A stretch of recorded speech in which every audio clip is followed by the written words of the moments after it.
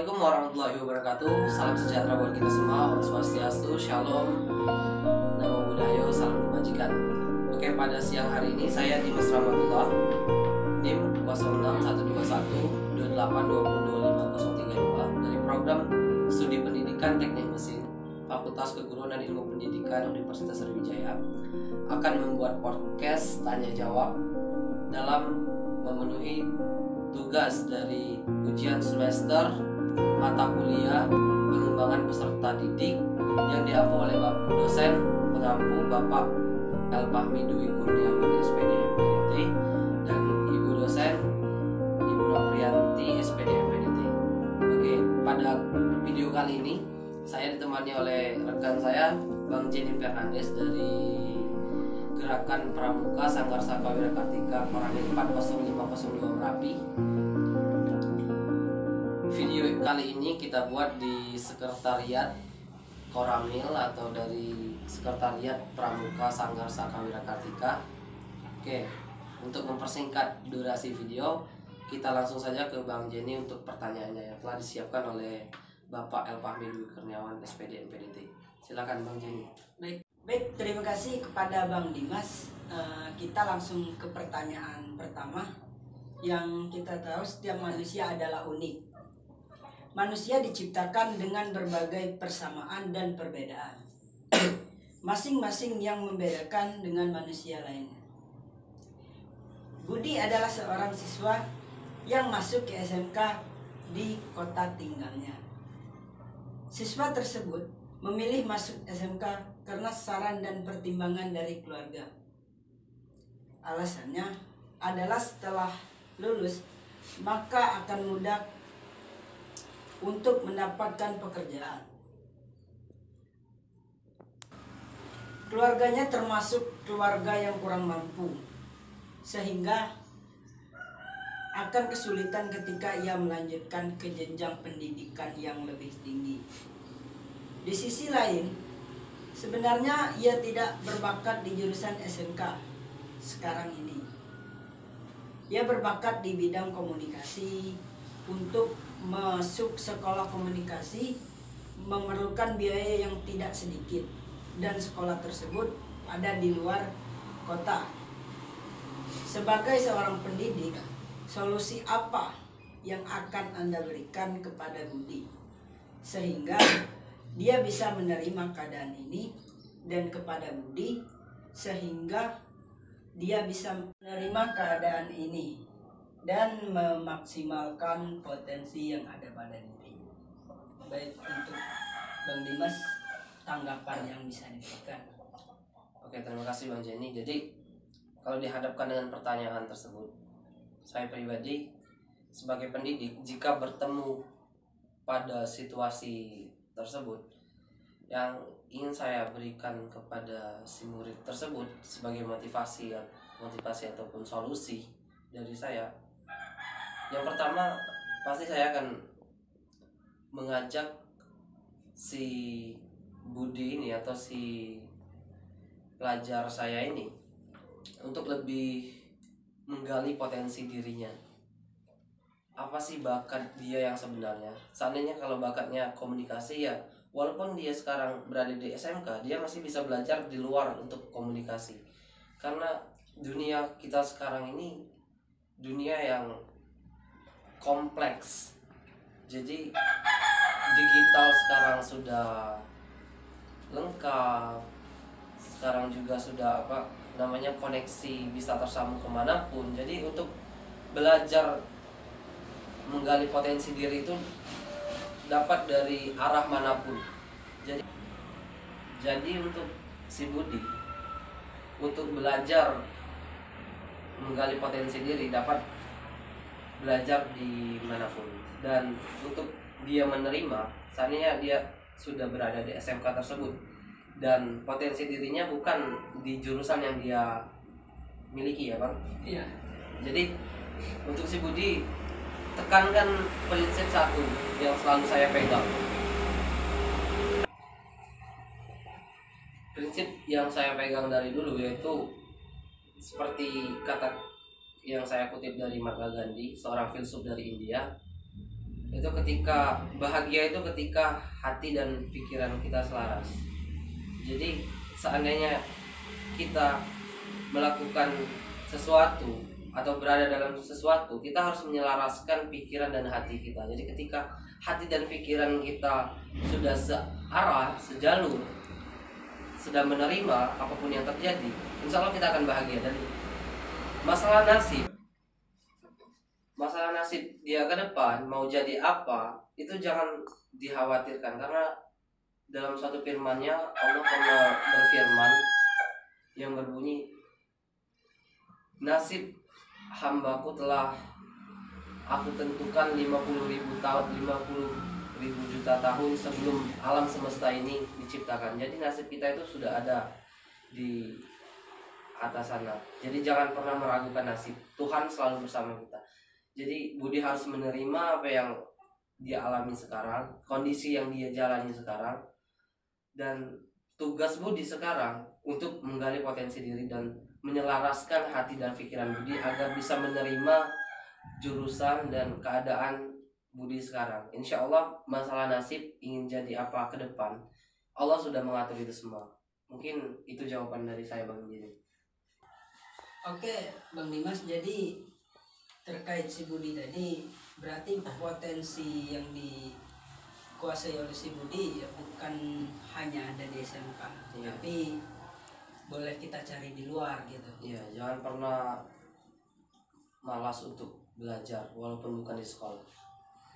Saya setuju sih dengan apa yang Bang Dimas bilang tadi, kan apapun itu kan bukan seolah-olah hanya bisa kita dapatkan di sekolah, tapi juga kan bisa kita dapatkan di luar, seperti ikut kegiatan-kegiatan apa gitu kan, organisasi dan segala macamnya kan. Iya, benar sekali. Baik, untuk Bang Dimas ya, kita lanjut ke pertanyaan kedua mungkin. Pertanyaan kedua yaitu, seorang siswa, sebut saja namanya Andi, merupakan siswa SMK di sebuah kota besar di Pulau Sumatera. Ia merupakan seorang yang memiliki bakat di dunia teknik. Hanya saja ia orangnya tidak percaya diri, pemalu, overthinking, selalu ragu, dan keputusan dan tindakan yang ia buat, ia takut keputusan yang ia buat akan ditolak oleh orang lain. Sebagai seorang pendidik, solusi apa yang akan Anda berikan kepada Andi sehingga dia bisa menerima keadaan ini dan memaksimalkan potensi yang ada pada diri? Oke, baiklah. Jadi permasalahannya ada pada kepercayaan diri, ya. Jadi kita hidup di dunia ini diciptakan, kita ditahtakan oleh Allah Subhanahu wa taala sebagai pemimpin di muka bumi, sebagai khalifah di muka bumi. Itu tertera pada firman Allah di surat Al-Baqarah, bisa kita lihat. Jadi jangan sampai kita sebagai pelajar itu ragu-ragu, karena tanamkan sifat kepemimpinan. Seorang pemimpin itu tidak pernah ragu dalam memutuskan apa yang dia anggap itu benar. Jadi untuk si Andi tadi, kalau saya sebagai pendidik, saya akan memberikan motivasi kurang lebih seperti itu. Jadi si Andi jangan pernah overthinking kepada kemampuan dirinya sendiri. Jangan pernah takut dikomentari oleh omongan-omongan orang lain. Jadi kita itu harus percaya diri, karena setiap orang itu adalah pemimpin, minimal pemimpin bagi dirinya sendiri.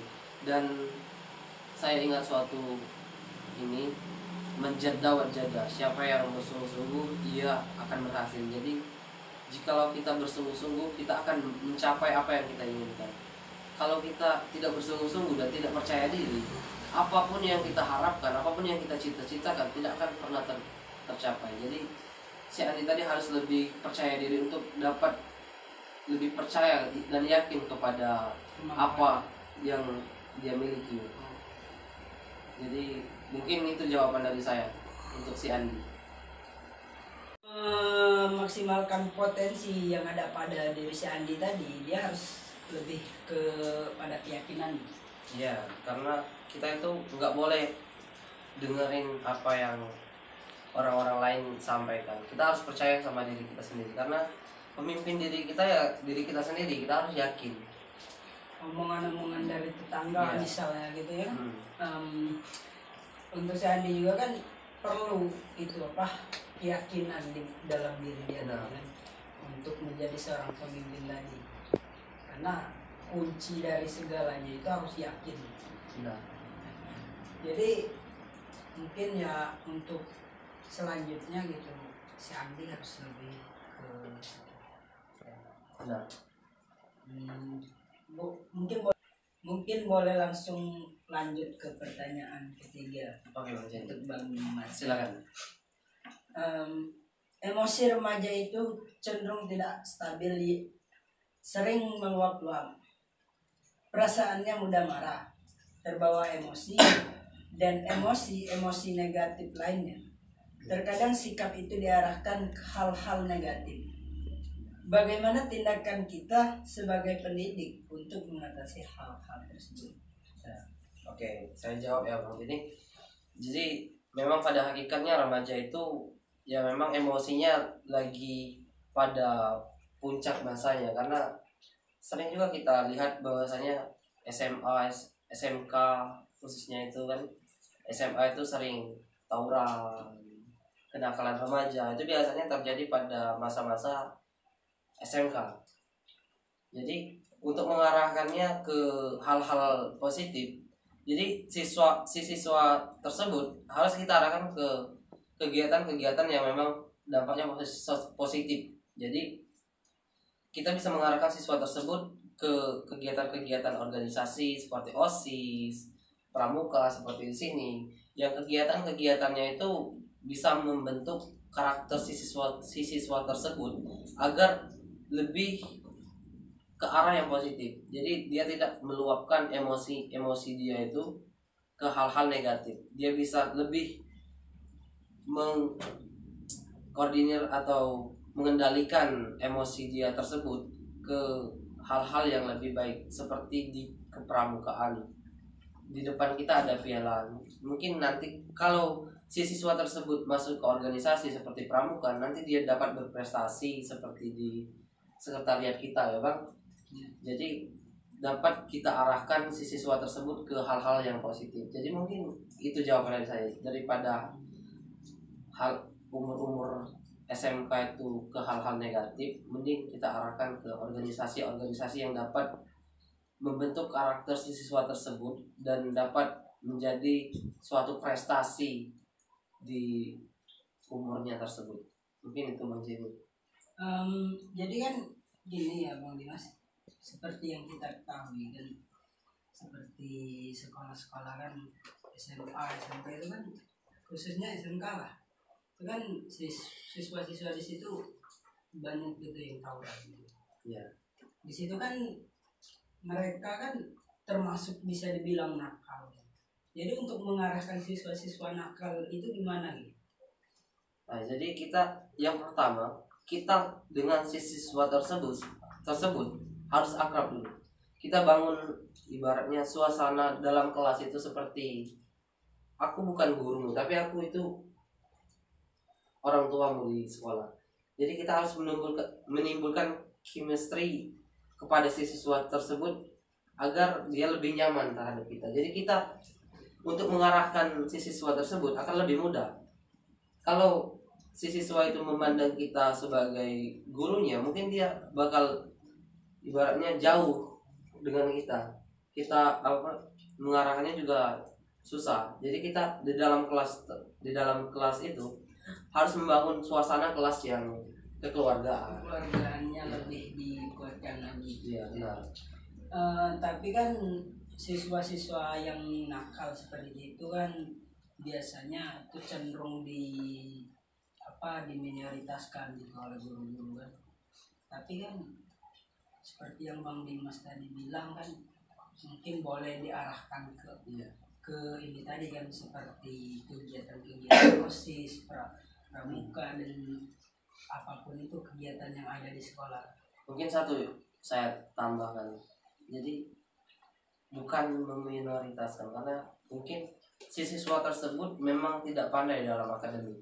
Mungkin makanya kita perlu organisasi. Mungkin dia lebih pandai di non akademis. Ya, seperti olahraga mungkin, organisasi yang seperti ini mungkin. Jadi ibaratnya tadi si siswa tersebut jangan menilai seseorang seperti kata-kata Albert Einstein itu, jangan menilai seekor ikan dari caranya memanjat pohon. Jadi setiap masing-masing pribadi orang itu mempunyai kemampuan di bidang masing-masing. Jadi makanya kita harus ada sistem kekeluargaan dalam suatu kelas itu, biar kita memahami si siswa ini kemampuannya, bakatnya di mana, baru kita bisa mengarahkannya. Ini tuh. Oke, untuk Bang Dimas, mungkin apa tadi yang disampaikan bisa dimengerti oleh orang sekitar kan. Mungkin boleh kita lanjut ke pertanyaan keempat ya. Pertanyaannya adalah, hidup ini unik, kita yang menjalani, Tuhan yang menentukan, dan orang lain yang mengomentari.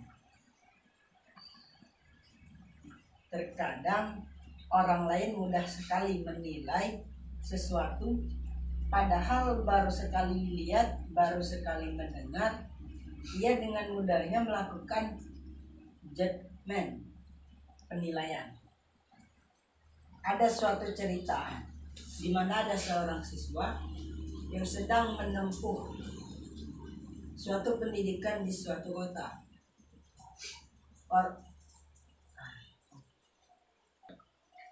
Orang-orang sekitarnya bilang bahwa dengan ia sekolah tersebut akan memberatkan orang tua.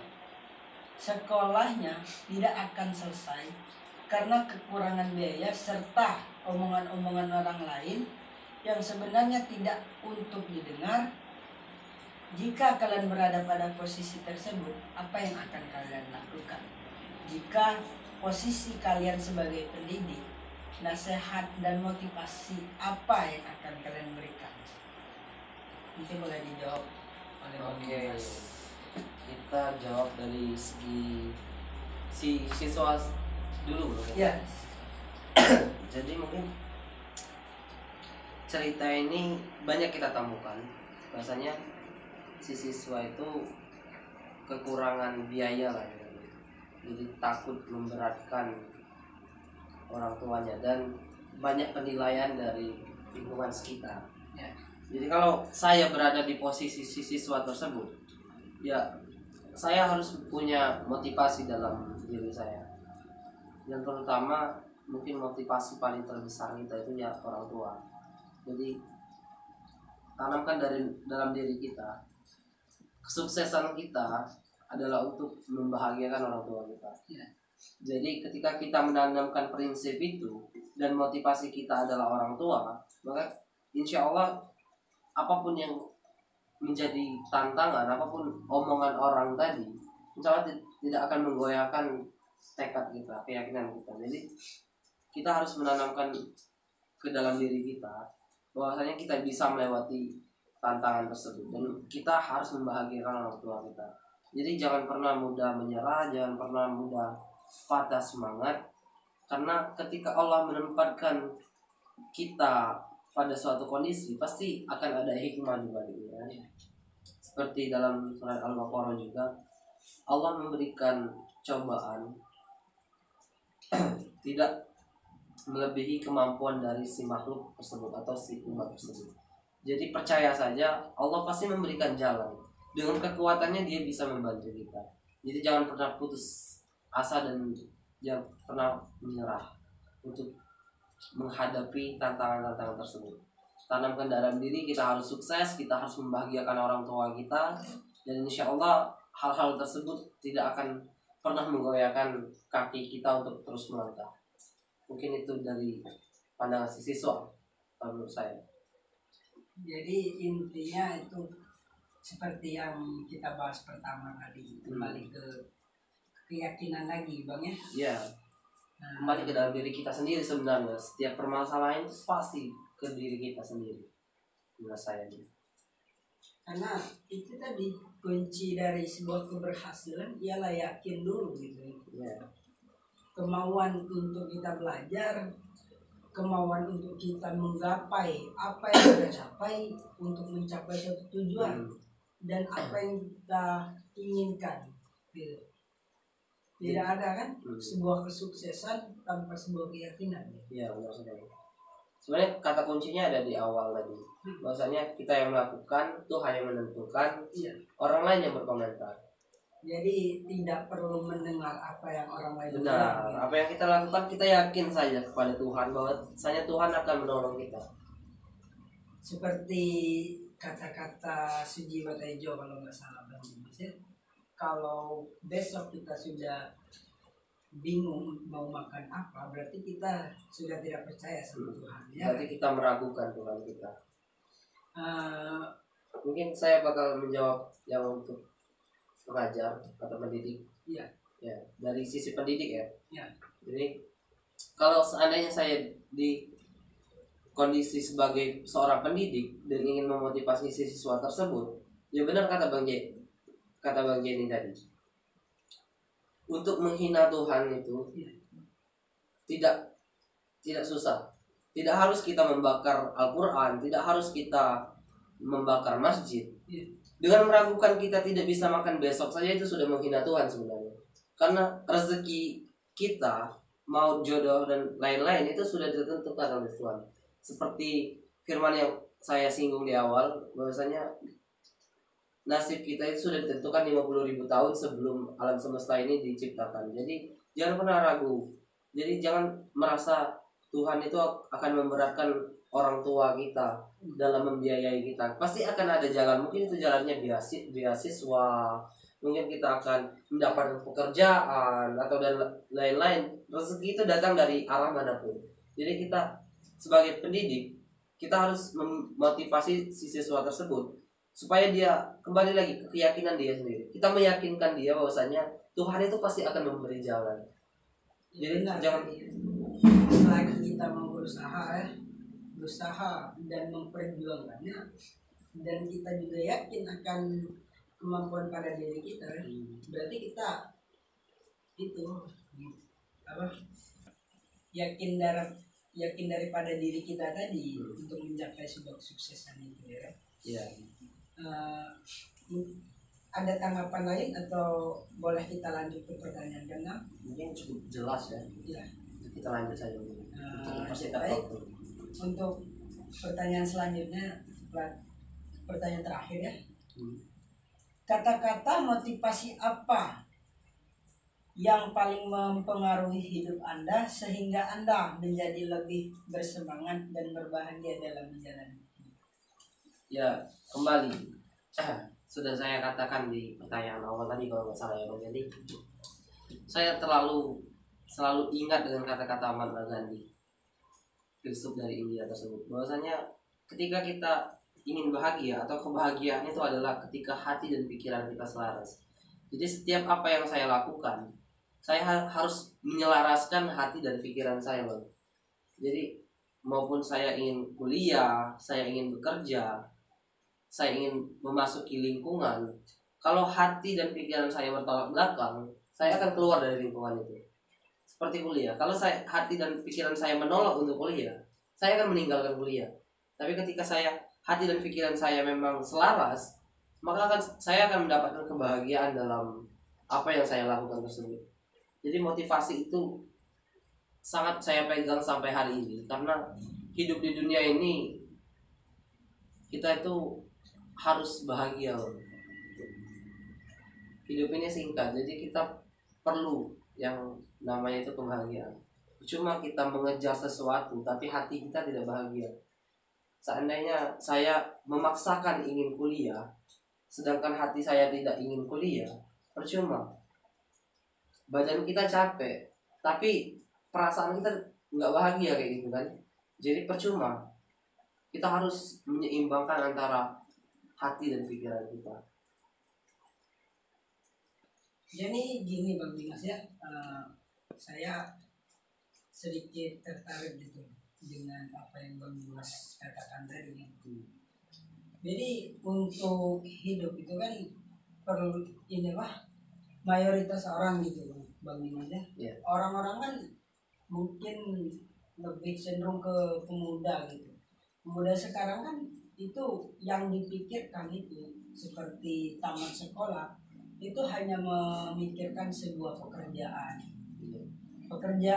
masa depan dan segala macam yang hari-hari yang belum tentu kita tahu hari itu kita masih ada di sana atau tidak. Saya juga gitu dengan orang-orang itu bukan sebenarnya nggak jadi masalah sih, tapi buat apa gitu kita menderita hari ini tapi belum tentu gitu untuk masa depan kita itu. Ya makanya tadi Bang Jenny, jadi hati dan pikiran kita itu harus selaras. Jadi ketika hati dan pikiran kita selaras, kita akan bahagia. Ketika kita bahagia, kita tidak akan ibaratnya memikirkan hari esok atau kan kita masih hidup atau enggak kan. Daripada kita menderita hari ini terpaksa karena hati dan pikiran kita tidak searah, bertolak belakang, kita memaksakan, padahal target kita yang kita paksakan tadi belum tentu itu datang kepada kita. Karena yang namanya kematian, maut itu kita tidak tahu. Jadi selagi kita masih hidup, kita itu harus bahagia kalau menurut saya. Karena jelas kunci dari kehidupan itu ya bahagia tadi. Buat apa? Kan kita menderita untuk hari ini, tapi besok gitu kan? Ya benar. Jadi percuma. Makanya saya kuliah ini, saya mengambil Unsri dan jurusan pendidikan teknik mesin karena hati saya ada di sana, pikiran saya ada di sana. Basic saya memang dari SMK pun saya ada di teknik mesin. Jadi hati dan pikiran saya sudah ibaratnya sudah bertemu dalam suatu jalan. Jadi saya menjalani kuliah sekarang ya memang dalam perasaan yang bahagia. Jadi apapun yang nanti menunggu di depan, entah itu tantangan, cobaan dan lain-lain, itu akan saya selesaikan dengan hati yang bahagia. Ketika kita bahagia menjalankan sesuatu, insya Allah kita akan lebih rileks menjalaninya. Jadi itu prinsip yang saya pegang sampai hari ini. Kenapa saya bertahan sampai hari ini hidup? Kenapa saya mengambil prodi ini? Kenapa saya mengambil jurusan ini? Kenapa saya berkuliah di Universitas Sriwijaya? Kenapa saya memakai baju himpunan ini? Karena memang saya bahagia memiliki ini semua.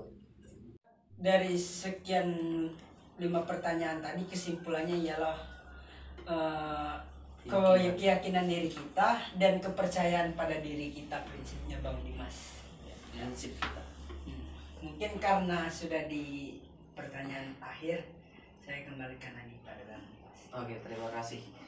Cukup seru ya podcast kita pada siang hari ini, cukup menarik bincang-bincang kita dan pertanyaan kita cukup berkorelasi antara pertanyaan satu dan pertanyaan di bawahnya dan cukup berinteraksi responsif dalam diskusi. Terima kasih Bang Jenny ya. Kita salaman dulu.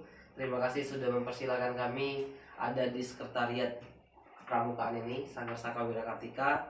Mungkin itu saja video tanya jawab untuk tugas ujian akhir semester mata kuliah pengembangan peserta didik. Kalau ada kata-kata salah, saya pribadi dan Bang Jenny minta maaf. Kepada Tuhan kita sama-sama mohon ampun. Saya akhiri, wabillahi taufiq wal hidayah. Wassalamualaikum warahmatullahi wabarakatuh.